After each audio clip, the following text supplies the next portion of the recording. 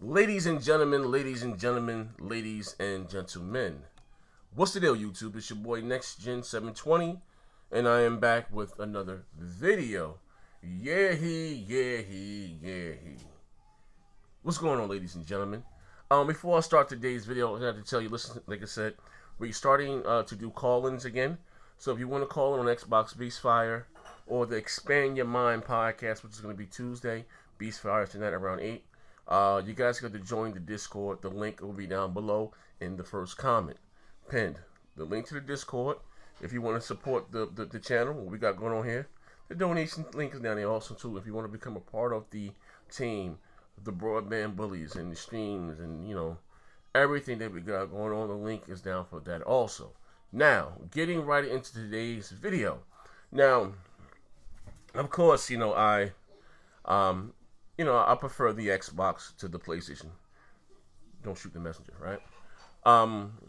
But I said this beforehand, and I said this on numerous occasions, right? But now you have a developer, you know, actually this guy is, who the hell is he? Lewis Ward, IDC's research director of gaming and VR and AR. But listen, check it out. He says the Xbox One X is the 8.5 generation console. The PS4 is a marketing gimmick. IDC analysis. Let me say this, right? And I told you guys, of course, I got the Xbox One in November 22nd, 2013. I believe the PS4 came out November 13th. No, I'm sorry, I got the Xbox November 20th, 2013, and the PS4 came out, I believe, November 13th. They came out a week apart. So I got both consoles, and guess what? I was ecstatic. You know what I mean? You know how it is when you get a new console, you get the new console feel. Fast forward to 2016, of course, I got the Xbox One S. Then I went on and got the PlayStation 4 Pro. Now, listen, for those of you, again, that have been rocking out with your boy from day one, I was very pro Sony for the Pro. I like graphics. I tell you guys time and time again, I'm a very shallow man. I would take beauty before brains. The American way, fast cars, apple pies, and females with fat behinds. That's me. Those without sin cast the first stone, right? Check it out, though. And I said that I wasn't that excited. You know what I mean? The HDR was cool. You know what I mean? Even with the Pro. Now, listen, like I said, I was always very pro. And to prove that point, when the Pro came out in November, I bought all the multiplats that came out that holiday season for the Pro. You know what I mean? I was excited. So, and all it gave me, again, was a resolution bump. I didn't get better graphics, and to get better graphics, you need better textures, listen, shaders. That's what gives you the graphics. You know what I mean? It just gave me a resolution bump, and like I've always told you guys here on this channel, that resolution does not give you better graphics. It just gives you a sharper image. So I digress. So anyway, this guy, and listen, like I said, all I felt with the Pro was that I got a resolution bump. My TV is already 4K, that's HDR. And listen, out of Sony's own mouth, that they give you HDR on a standard PS4. You know what I mean? So if you had a 4K TV that supported HDR, you know, there's no 1080p's out there, TVs that support HDR. But Sony said that you didn't need, you can get HDR on their standard console. Now, Sony kind of shot themselves in the foot with that, but I'll come back to that in a minute. So, again, I wasn't that excited, you know what I mean? And like I said, I am even more. And I said the same thing about the S. You know, I'm not just there. And I also went on the record to say the same thing about the Xbox One X. If it's just going to give me a higher, resolution, I would just keep my S. I've been on the record as saying that numerous times. Okay, so I don't have a problem. You know, my opinion is my opinion. I can never be wrong about my opinion. But one thing I would do is get the biggest knife out the drawer so I can cut the bullshit out. You know what I mean? But when I said that, right, of course I had so many guys saying I'm just an Xbox, this, that, and the other. But I also said when I got the X, it was like I was going to a whole new generation. I got that excitement of getting a new console all over again. For those of my gamers, you know what it is to get a new console. You're excited. I didn't get that feeling with the Pro. I didn't get that feeling with the S. You know what I mean? I didn't. And listen, check it out, right? We're going to come down to some numbers. Now, listen. One thing that with Microsoft, like I said, as far as the API and things that they like you said, they invest billions of dollars in it. But I mean, but the super sampling, you know what I mean? Even if, and again, and I've always said this also, hear me out. I would rather Sony just give me 1080p if they can get the 60 and give me super sampling. You know what I mean? The better textures. My television and let it upscale to 4K. Because I can't do the difference between a native 1440p, upscale 1440p. Listen, I put the C in casual. Some of you guys call me Uncle Tom. You may say I put the C in Caucasian. Doesn't matter. Whatever the case may be, I know with me, with these 40-year-old odds, me being the casual that I am, I cannot tell the difference. Now, with that being said, though, right? But we all can tell the difference from better graphics. Better graphics, boom. And there was some, of course, if you those who are new to my channel, shout out to you guys. I believe, I am the first person on YouTube to talk about these mid-gen refreshes. Before the Kotakus, before the IGNs, before the Eurogamer, DualShockers, it was I here. But we're not going to get back into that again, though. But again, so I was always ready for pro Sony with the Neo. Then it came out to something the devs wanted Sony to include more RAM, right? Now, this is what this guy says here. He says here, however,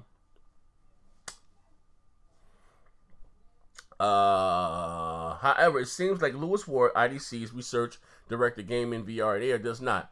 In an exclusive interview with Gaming World, Ward drew a difference between the Pro and the 1X, noting that while Sony will implement and introduce a proper PS5 in a few years, Microsoft will want to ride out the X for a while. Pro is mostly a marketing gimmick, he said when asked about the question of a PS5 rather than further interactive upgrades. From Sony, it's nothing like the Xbox One in terms of performance lift.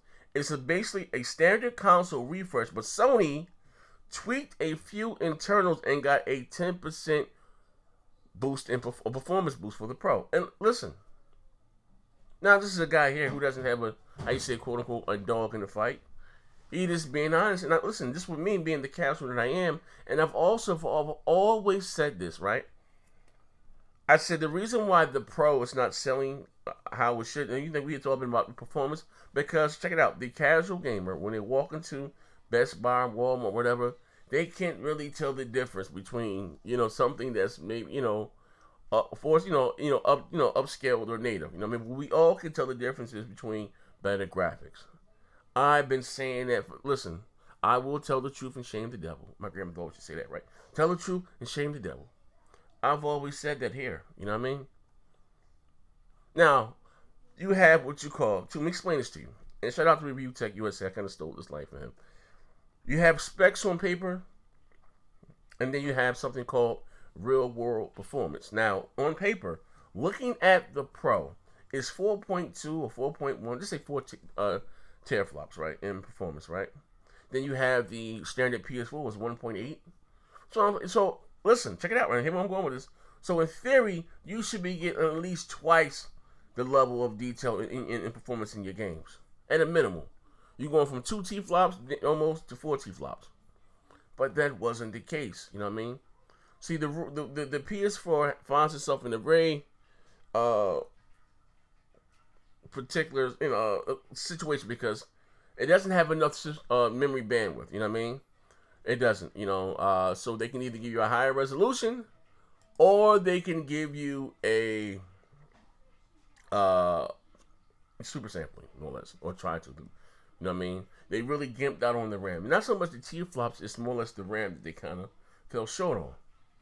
So, where do we go from here? Do I have a Pro? Yes. Is that the best Sony has to offer in terms of to get their games? Yes, it is. But comparing the Pro to the X is night and day. And listen, you got listen, I always tell you guys, be wary of those that come in sheep's clothing. You always got an agenda. I'm an Xbox guy, right? But I'm a gamer foremost, right? Consumer gamer first, right? For those gamers out there saying that it's not a big difference between the Pro and the X, they're not being honest. Like I said, these videos here on YouTube, and they don't do it any justice. I have both consoles. It's a huge difference, you know what I mean? It's a huge difference.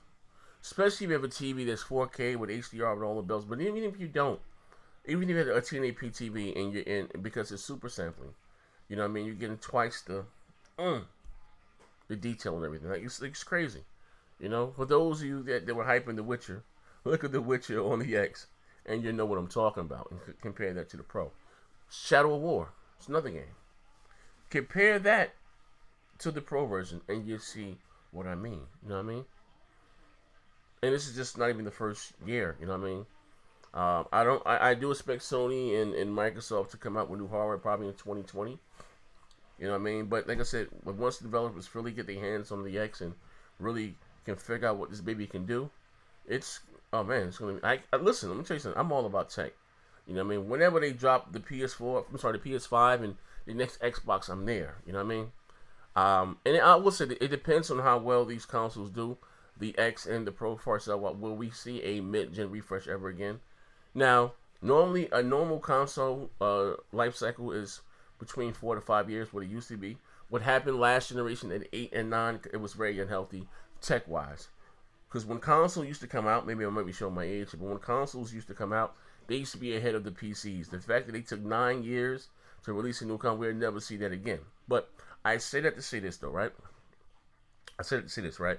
So, you have, like I said, you have the Pro and the X. Depends on how well they sell. Now, like a normal life cycle, a normal console is 4 to 5 years. We got what's called a mid-gen refresh. So we get, it's that, I guess, was meant to extend the generation. You know, there's still a couple big games that have not to come out. CD Projekt is working on something. They're working on a big game, have yet to release. EA is working on a Star Wars game, another one that has yet to be released. And I mean, so we got a few years. Look, Death Stranding, no one the hell would tell that's coming out right before the PS5 comes out. So again, I don't expect to see new console probably around 2020, 2021 from both Microsoft and Sony. And listen, to be fair, this PS4 is selling extremely well. Sony doesn't have an incentive. Forget what the convoys in the comments is what they're saying. The thing is selling well, and they're selling a boatload of software. You know what I mean? So they're not in a rush to move this generation forward. You know. But anyway, this is your boy NextGen720. Thank you for rocking out. If you have yet to subscribe, please do so. Hit the like button. Hit the little bell right there so you can be notified when I release my latest and greatest content. And as I always say, bang, bang. Damn, dog.